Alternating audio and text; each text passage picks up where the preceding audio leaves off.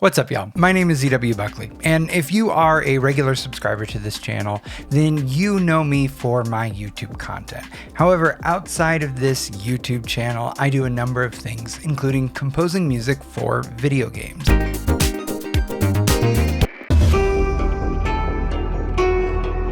Periodically, I like to update my reel to make sure that I have tracks that showcase that I can work in whatever new genre or style of game is popular right now. And over the last few years, of all the different categories of games that have really exploded, I don't think any other has become nearly as popular as cozy games.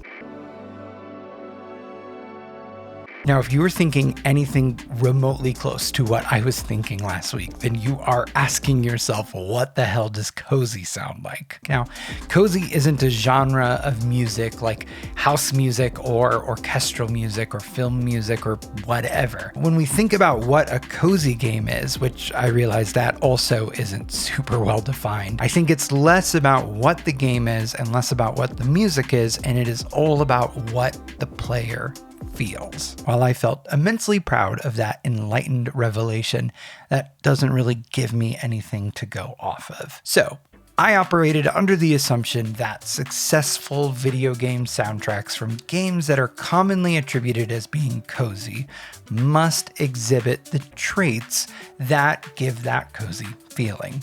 And were there any common traits? The answer is yes, and I kept finding commonalities amongst the games I was referencing despite the fact that they are very different in style. So in my study, I looked at 6 popular cozy games. Stardew Valley, I Was a Teenage Exocolonist, Wildflowers, A Little to the Left, Fields of Mystria, and Sky, Children of the Light. So even though these games are all distinctly different in tone and style, I kept hearing consistent use of certain techniques by the composers of these soundtracks. I've organized these techniques into 2 categories: composition and instrumentation.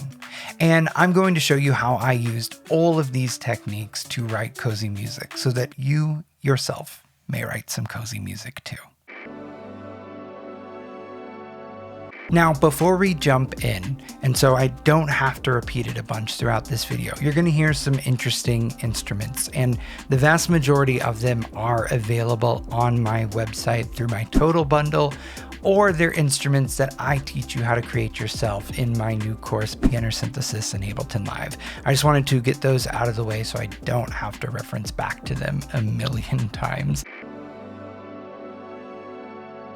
Let's start off by talking about some of the compositional traits that seem to consistently show up across cozy music. Generally, cozy music seems to want to put the listener into a state of coziness and keep them there. Now, what that translates to compositionally, I have found, is slow to middling tempos. So for this piece, I went with a nice steady 75 BPM. Additionally, they tend to be harmonically chill. So this whole track is centered around a simple 2-chord progression of G flat major 9 and D flat major 9, oscillating back and forth between those two.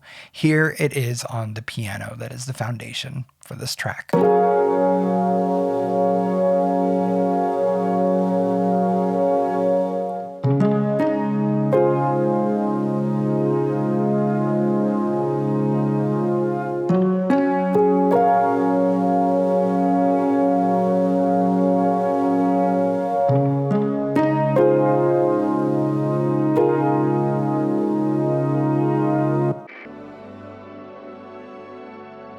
Now, another thing that I've noticed in a lot of cozy music is that there tends to be a lot of movement, but that movement isn't necessarily too concerned with going anywhere. It creates this deceptive complexity that seems very simple. So all throughout my track, I was trying to add moments of movement and motion to create some of that interest. A lot of that showed up in the orchestra that's layered in amongst all the other sounds. There's small moments like this where some of the woodwinds are just adding a bit of texture in the background.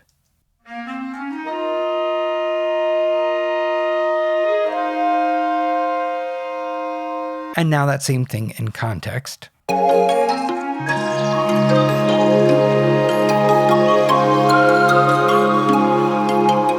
And the orchestra is doing the same thing too in the main theme section as well. Here I have the strings and the brass. Now the melody is in the first violins, but all the other instruments in both sections are just supporting the chord and the texture and having these random little moments of melody that just dovetail into a dead end back into the texture.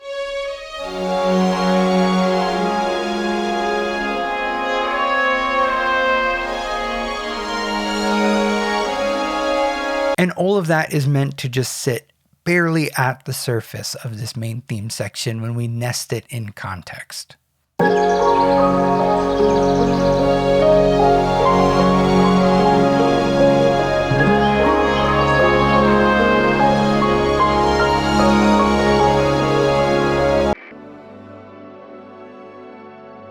Now, when I played that main theme section, you might have heard birds in the background. And while this isn't true of every soundtrack I referenced, a consistent number of them had non-musical sounds bedded into the composition. And so if I expand my pads and keys group, we're going to find a couple different examples of these field recordings. So first, I have this birdsong instrument that I created.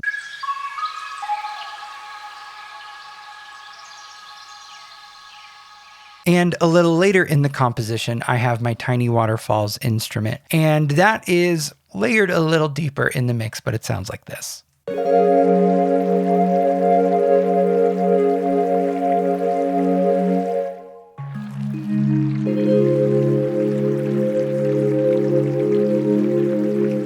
Now, you don't have to go through all the work of creating these different instruments if that isn't really your bag. You could just layer in a field recording gently in the background if you wanted to have this quality, but it is a sound that shows up pretty darn consistently.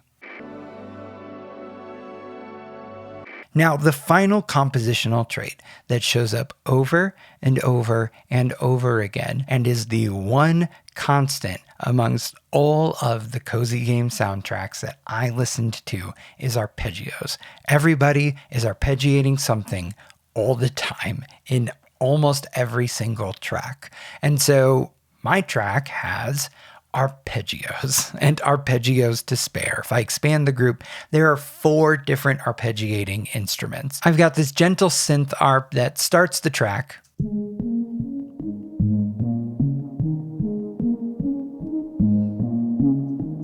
I have this instrument that I made by sampling my grandmother's wind chimes back home in Illinois.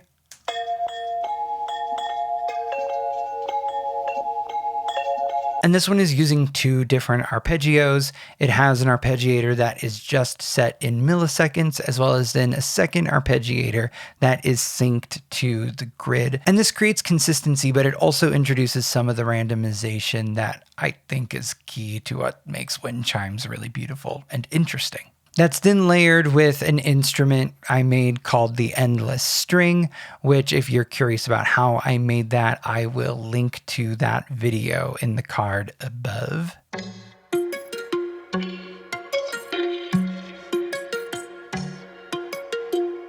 And that eventually gets layered with another arpeggio from an antique parlor guitar sound.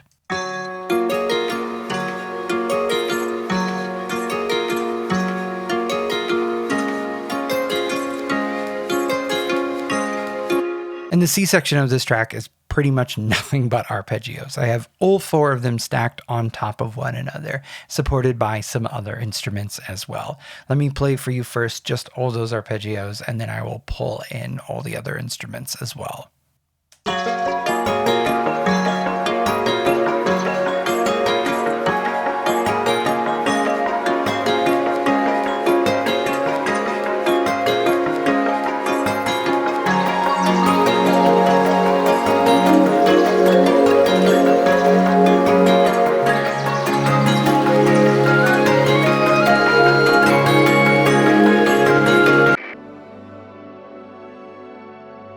Now let's talk instrumentation, because there was also some commonalities I found in that area as well. Generally, most of these soundtracks seem to be light on percussion. And so for this piece, the only percussion I am using is an instrument that I created in which I took random sounds from a chain link fence and turned it into this arpeggiated, randomizing, textural, percussive instrument.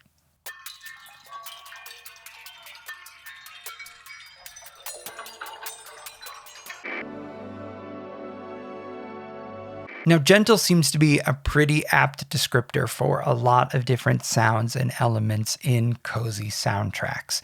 Pads generally tend to be gentle and sometimes distant. And in this track, my pads are doing the exact same. So I have one pad in particular here in the C section that is just subtly hanging out beneath the surface.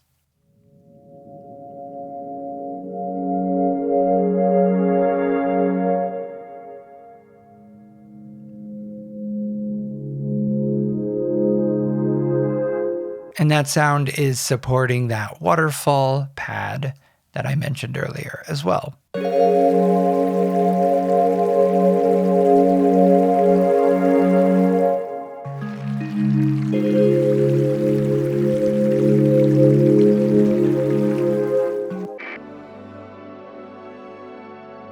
These soundtracks also tend to be full of sounds that call back to 8-bit, 16-bit, and 32-bit era soundtracks.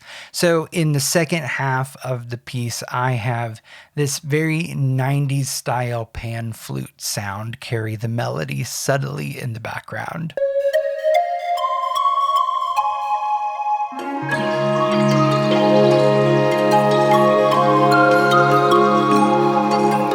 And I love this sound because it has that fucking early 90s quality in which every single note has that aggressive blow through sound. And it's so good. This like activates some sort of childhood memory for me, but I don't quite know what it is.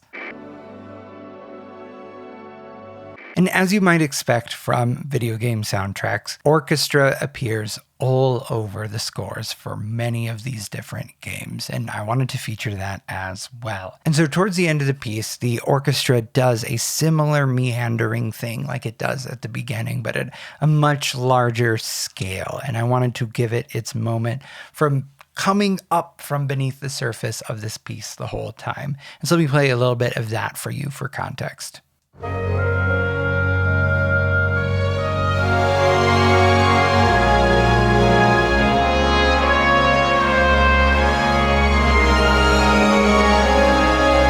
I'll save the rest of it for the end. Now you might have noticed that I have a whole ton of atypical sounding instruments aside from the orchestra littered throughout everything I've shown you so far in this track. And that was intentional because a ton of the soundtracks that I referenced were filled with instruments that were processed, recorded, or performed in different and interesting ways. And these sonic qualities that are imbued into these otherwise typical instruments give that sense of character that makes these soundtracks interesting and compelling. And I have that kind of stuff happening all throughout this piece. Right at the beginning, the piano that you get isn't just a typical piano VST.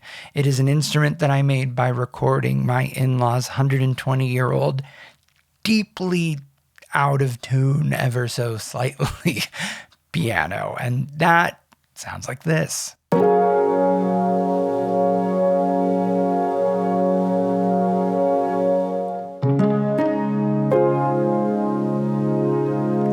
And it's the kind of instrument that has some bum notes here and there, and I think that's what makes it really compelling.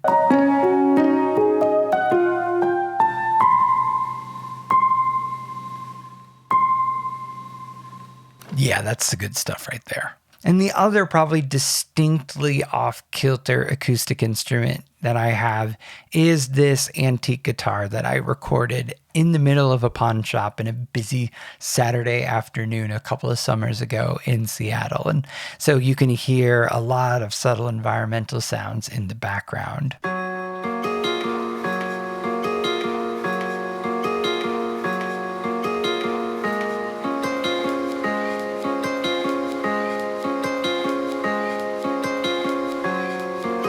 I mean, hell, you wouldn't even know it, but the bass is literally my 4-month-old daughter auto-tuned.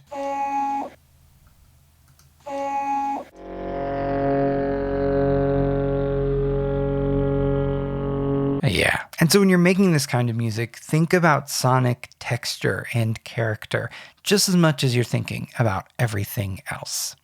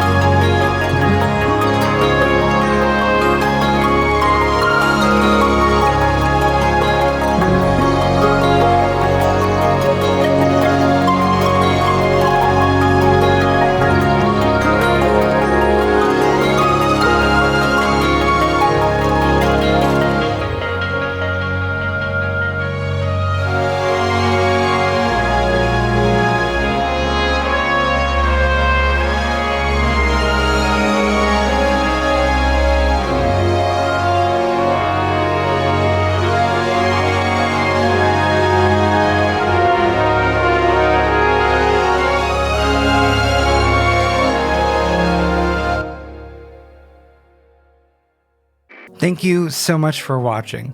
Hopefully this deep dive into what makes cozy music cozy has served you well. As always, please consider liking, subscribing, and leaving a comment. You can learn more about me and my music at my website, zwbuckley.com. Till next time.